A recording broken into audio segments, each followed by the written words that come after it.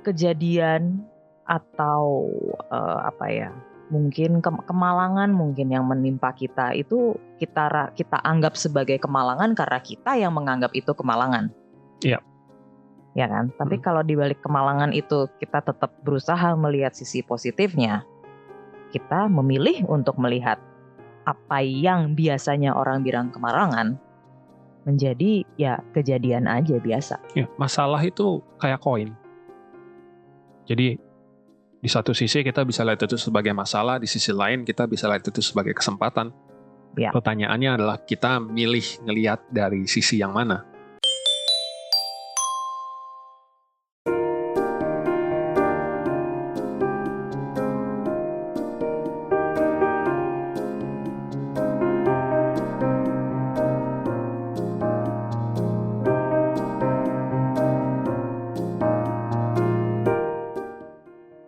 Teman-teman, ketemu lagi dengan Danti, dengan Aldi, dalam podcast Temukan Dirimu bersama Kokona. Selamat datang di episode ke-41, masih dalam tema berterima kasih. Kali ini aku dan Aldi akan ngobrolin seputar bahwa selalu ada yang bisa disyukuri meskipun keadaan sedang challenging, kurang menyenangkan. Maybe. Syukurin gitu, enggak? Bukan gitu, enggak gitu ya guys, enggak gitu. Jadi misalnya nih, ya semua orang kan pasti pernah mengalami keadaan yang sulit, challenging, susah, menantang. Mau bilang kurang menyenangkan kok kayaknya euphemism banget ya. Yang ya selalu challenging sih. Selalu ada pusing setiap hari. Dan kita lagi mau bahas bahwa meskipun selalu ada pusing setiap hari, tetap selalu ada yang bisa disyukuri. Amin. Apa yang terakhir kita harus ada contohnya dong kalau nggak ada konteksnya nanti. Terakhir aku sih yang terberat ya so far waktu pandemi sih. Yang apa ya? Yakin sih teman-teman juga sempat ngalamin kondisi nggak bisa kemana-mana, like literally nggak bisa kemana-mana, harus di rumah terus, mau pergi stres, mau pokoknya dengan semua keterbatasan itu, nggak tahu kenapa ya tetap aja berusaha. Oke, paling enggak aku di rumah, paling enggak masih sama keluarga, paling enggak ada. Mungkin ini mirip kayak katanya nih filosofi wong Jawa yang kayak masih untung ini. Iya nggak sih, kayak ada bercandaan kalau orangnya ketabrak terus keseleo, untung cuman kakinya nggak, dan seterusnya. To be honest, aku waktu pandemi nggak apa-apa sih. Nah iya makanya kan. Itu kan udah to the other extreme kan, bahwa justru karena saking bisanya menemukan sesuatu yang menyenangkan di balik kesusahan, ya jadi sama sekali nggak merasa kesusahan. Iya, honestly aku malah seneng waktu pandemi. Or maybe ya contohnya, mohon maaf nih, jadi ini lagi waktu ayah meninggal. That's a shock. Tapi terus waktu itu kok pas ada sepupu yang tinggalnya deket rumah, jadi bisa dihubungi langsung, dikasih tahu, dia yang mengerahkan sepupu-sepupu untuk segala macam deh. Ada yang ke makam ngurusin galian, ada yang ke rumah noto, ada yang ya pokoknya banyak deh yang bisa disyukuri di hari itu. Prosesnya lancar, entah siapa yang ngabarin ke teman-temannya ayah pada datang. Kok ya masjid di sebelah rumah, jadi mau sholat jenazah nggak jauh. Kok ya dapat karena orang tua aku anggota Yayasan Kemboja, kok ya dapat mobil jenazah. Dan seterusnya, kayak semua proses kayak hampir nggak ada hiccupnya sampai pemakaman tuh kayak sebelum asar udah selesai, dan it's basically fluent, lancar kok. Bukan fluent apa sih? Pokoknya smooth deh. And then after he's gone, we're like, yeah, he's gone. Okay, thank God masih ada kami. Thank God we still have each other. Thank God kami masih punya cukup, I say, kewarasan untuk okay, yes, we're grieving, but let's not, the world's not gonna stop and wait for us. We still have to keep going. There is a period of grief tentu yang kami nggak berani, bukan nggak berani keluar mah, nggak pengen meninggalkan rumah lah, just sit in that pocket of grief. Tapi habis itu kita sadar hidup nggak berhenti, men. Mesti jalan terus. And that mindset is also something I'm grateful for. Ya. Ya kalau aku sih waktu kantor bubar. Kantor bubar kan hilang. Pendapatan reguler. Yeah. But on the other side kayak, I got back my time. Yeah. You get to do yang selama ini, aduh gue pengen ngerjain ini tapi nggak sempet. Ya of course tetap jadi worry lah, nggak ada pendapatan kan, tapi ya si waktu yang kembali itu, you know, punya waktu tuh luxury. Oh ya, sangat. Punya waktu tuh barang mewah tuh nggak? Waktu tuh apa ya? Sesuatu yang begitu harusnya begitu dinikmati kalau punya waktu itu. Jadi kalau buat yang pada lagi nganggur atau cari kerjaan di luar sana, men, dunia tuh ada di bawah kaki lo sebenarnya. Iya, tinggal perkara lo mau apa enggak? Iya, mau jalan atau enggak? Iya. Mau lihat enggak bahwa ada opportunity itu, dan mau mengejar. Berani enggak moving towards mengejar si opportunity itu. Kayak apa ya? Ya obviously kalau misalnya dibilang khawatir lah kan, pendapatan hilang, pendapatan reguler loh. Waktu itu aku earning masih berapa? Hampir 10 sebulan. And then it's gone. Dan itu pun kan dengan tanggungan orang tua masih harus aku tanggung, terus belum lagi biaya hidup bulanan yang ya sewajarnya orang lah ya, kos, terus makan, utang, cicilan, ya, but you know, masih hidup nih sekarang, so, ya, nggak menjadi sesuatu yang dan dengan adanya waktu yang begitu banyak itu ya jadi yang paling enak sih dipakai buat invest ke diri sendiri. Iya. Belajar kayak, nambah ilmu, nambah wawasan, ketemu orang, karena you have the time kan, ada waktunya buat ketemu orang. Dan ada waktunya untuk ketemu orang dan ngobrol dalam. Iya. Nggak cuman permukaan aja.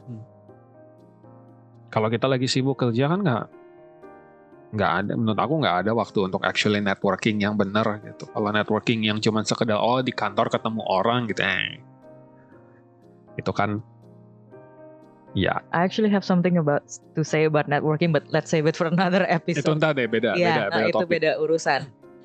But memang apa ya? Mungkin ya kita tahu kita tidak bisa menyamakan pengalaman kita dengan teman-teman, tapi ada teman kita yang kemarin cerita, ingat nggak? Dia bangun sebuah perusahaan dari nol. Dia bangun sendiri bersama adiknya, bersama sahabatnya. Gede. Nggak tahu ada, ya nggak akan kita bahas di sini karena satu dan lain hal itu pecah. Dia bilang, udah gue nggak mau ribut, lo aja yang pegang. Dia kasih ke adiknya itu, terus dia kayak sampai hari ini dia katanya kan masih, man, that was my baby. Masih belum let go, belum move on. Tapi suatu hari tiba-tiba dia cerita, you know what? I can do it all over again. I did it once. Dan ingat gak, sejak hari itu dia berubah loh ininya, vibe-nya. Langsung kayak, you know what?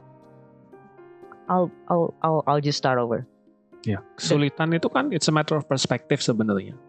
Kayak kamu mau milih untuk lihat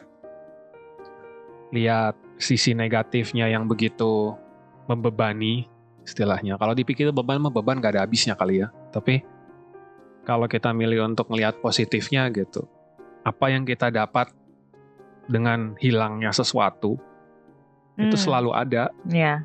Karena kita nggak mungkin dapat semuanya, kita nggak mungkin terima doang gitu kan. Kita kan harus ada memberinya juga. Nah di saat memberi itu, aku tetap bilangnya memberi ya, karena melepaskan itu juga termasuk memberi gitu. Meskipun bukan kita yang dengan sengaja memberikan, tapi when you let go of something, you get something in return.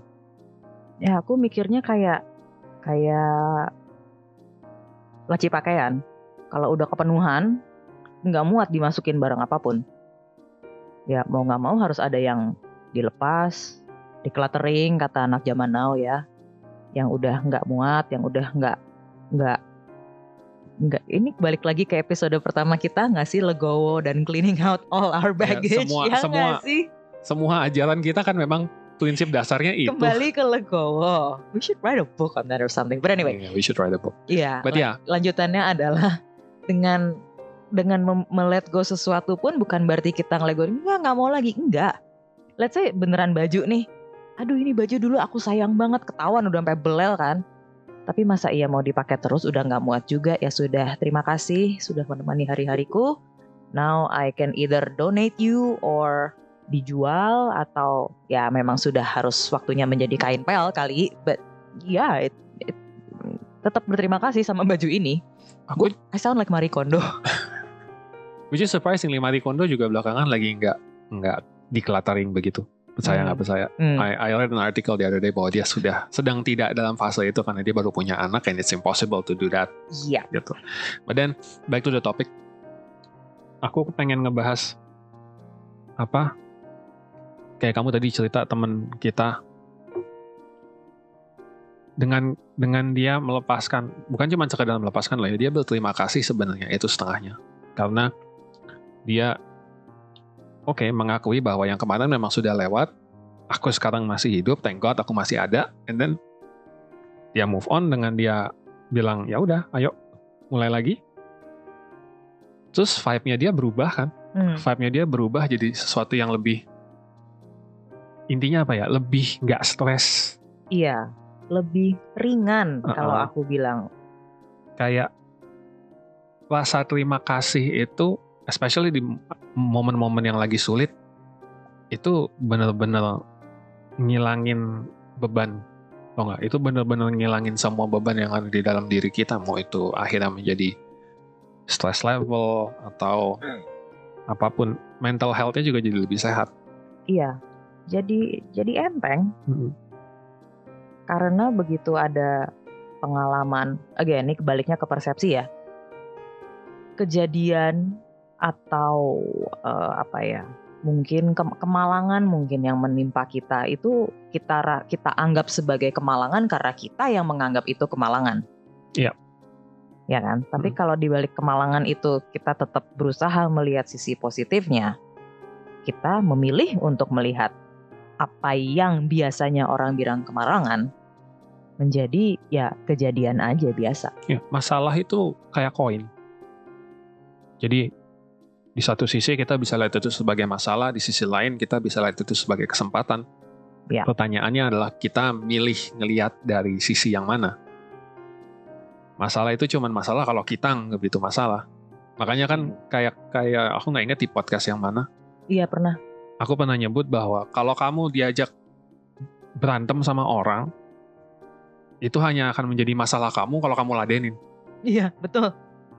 Kalau buat kamu, aku nggak punya masalah sama lo. Kalau lo punya masalah sama gue, itu urusan lo. That's, yang stres akhirnya kan dia. Iya, kitanya enteng. Bukan berarti kita nggak peduli perasaan orang. Setengahnya memang, kalau aku bilang, setengahnya harus ada itu ketidakpedulian atas perasaan orang, karena ya nggak semua hal yang diresain istilahnya itu harus kita ladenin menjadi sesuatu yang berujung sebuah argumen gitu. Dan daripada energi kita habis ngeladenin yang begitu-gitu, mending kita berterima kasih sama apa yang ada. Iya. Jangan ya nggak usah jauh-jauh sih, memang nih kata orang tua zaman dulu ya, yang di depan mata itu disyukuri dulu. Ya bener sih, minimal kita masih nafas, masih bangun. pakai baju, masih bisa minum, makan, masih ketemu matahari lagi besok. organ tubuh masih berfungsi cukup baik, apapun yang tersisa. Gampang kok mulainya. Iya. Gampang, mulai berterima kasih itu gampang. Kayak yang kemarin kita bilang mulai berterima kasih kalau misalnya ada orang kita baik sama orang, itu juga sama, gampang. Ini juga sama, gampang. Ingat aja apa hal baik yang kita dapat setiap hari. Kembali ke masalah persepsi. Iya. Hal-hal kecil banget yang kayaknya sudah menjadi sangat biasa sehari-hari itu kalau kita berterima kasih, it just feels different. Kalau misalnya emang kamu lagi kesulitan banget gitu ya, kesannya kayak kamu lagi dapat masalah yang banget gitu. Kenapa nggak coba bayangin apa yang terjadi kalau misalnya hidup kamu untuk hal-hal yang sekarang kamu punya itu nggak ada? Just makes things worse. Iya kan?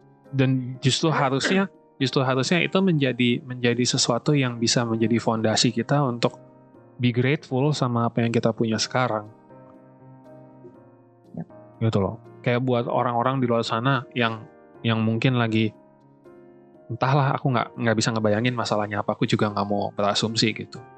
Kalau kalian masih punya orang tua ya thank goodness masih ada orang tua kan.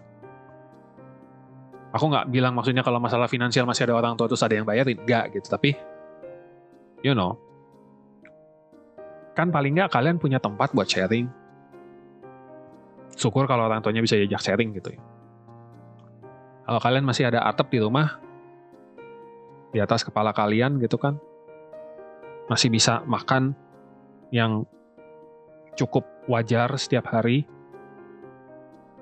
Ya. Kalau misalnya memang sulit, kalian masih bisa berjalan untuk mencari peluang. Ya. Masih Betul. cukup sehat untuk bisa berjalan mencari peluang. Ya. You know.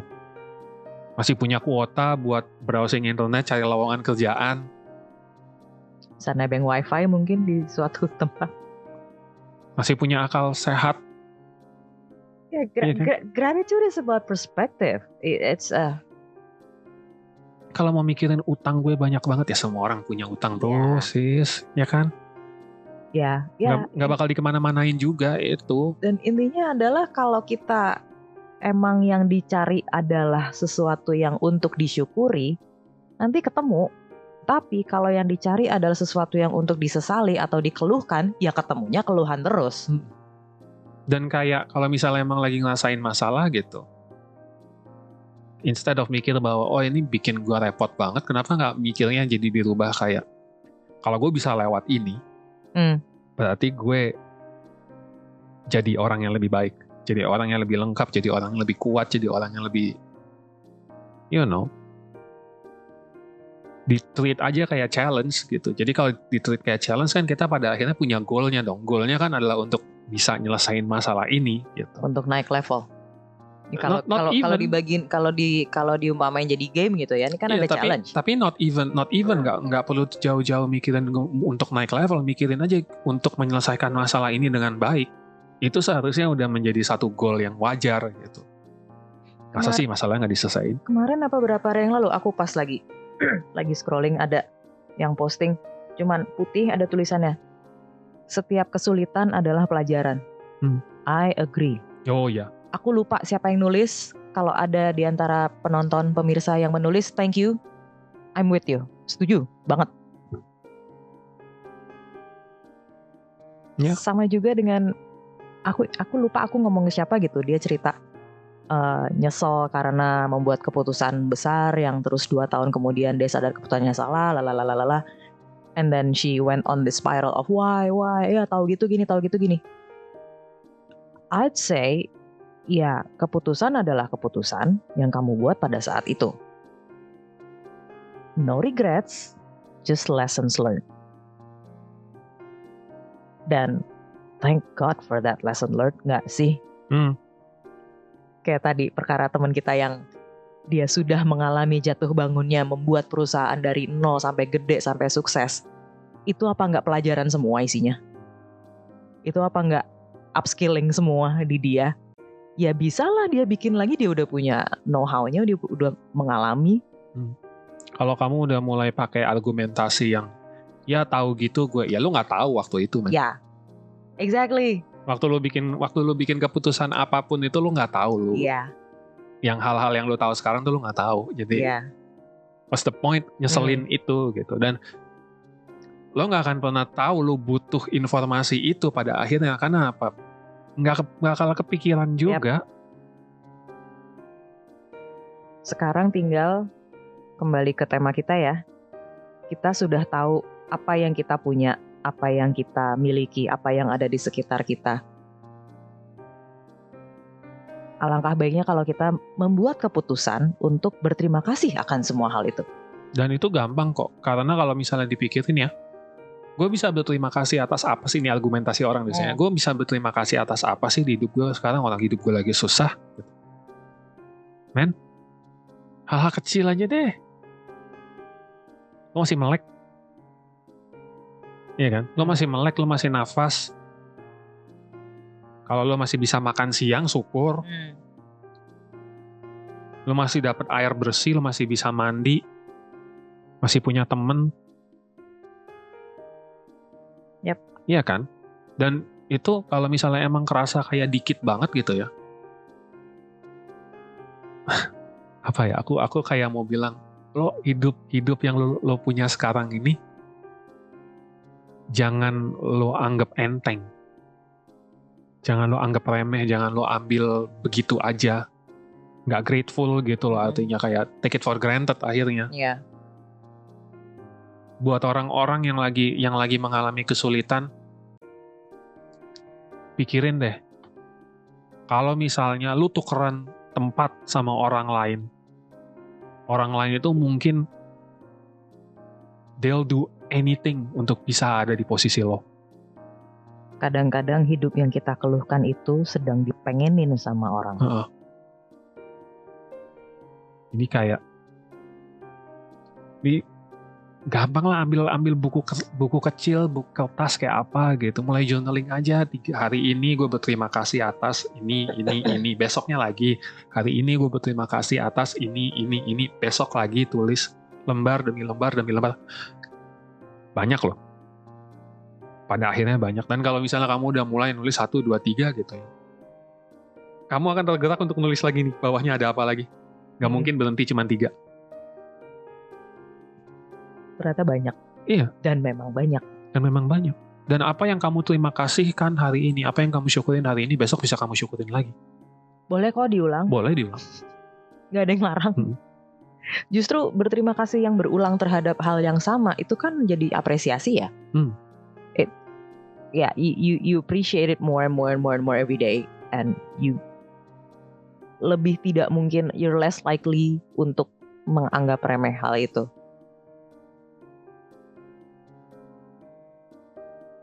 Ya. So start being grateful for every single little things. Mulai merasa bersyukur atas hal sekecil apapun. Termasuk saya bersyukur kita masih bisa rekaman podcast. Yeay. Sekian dulu kali ya. Cukup dulu untuk hari ini. Terima kasih ya sudah menyimak obrolan kami. Seperti biasa, supaya gak ketinggalan episode berikut atau pengen nonton lagi episode yang lalu, subscribe di YouTube, subscribe di Spotify, follow, komen, link, share. Paling penting. Share.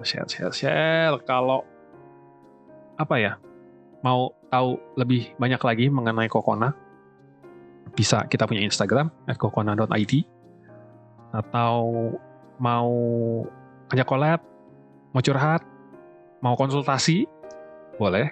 Mau private coaching? Boleh. Bisa. Boleh. Kalau ngobrol pertama gratis. Tenang, kita nggak ngecas apa-apa kalau ngobrol pertama.